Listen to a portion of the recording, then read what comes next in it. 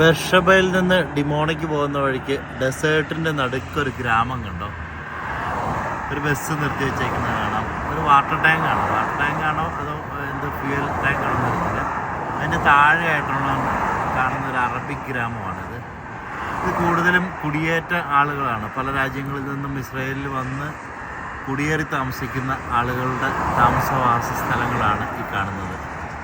ഒരു പ്രത്യേകതരം ലൈഫ് സ്റ്റൈലാണ്. കൂടുതലും ആട് വളർത്തലും കോഴി വളർത്തലും അങ്ങനെയുള്ള ജോലികളൊക്കെയാണ് ഇങ്ങനെയുള്ള ആളുകൾ ചെയ്യുന്നത്. കൂടുതലും അറബ് വംശജരായിട്ടുള്ള ആളുകളാണ് ഇങ്ങനെ താമസിക്കുന്നത്.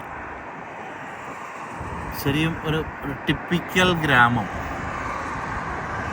ഇതുണ്ടാവും. ആ വീടുകളൊക്കെ നമ്മൾ എന്താ പറയുക, ഷെഡുകൾ അല്ലെങ്കിൽ ചപ്രകൾ എന്നൊക്കെ പറയുന്നത് പോലത്തെ വീടുകളാണ്. ഏത് പാശ്ചാത്യ രാജ്യത്തും ഇങ്ങനെയുള്ള കാഴ്ചകളൊക്കെ കാണാം എന്നതിനൊരു ഉദാഹരണം കൂടിയാണ് ഇത്. ഹോംലെസ് ആയിട്ടുള്ള ആളുകളും അല്ലെങ്കിൽ ഇതുപോലെ തീർത്തും നിർധരരായിട്ടുള്ള ആളുകളും എല്ലാ നാട്ടിലുമുണ്ട്.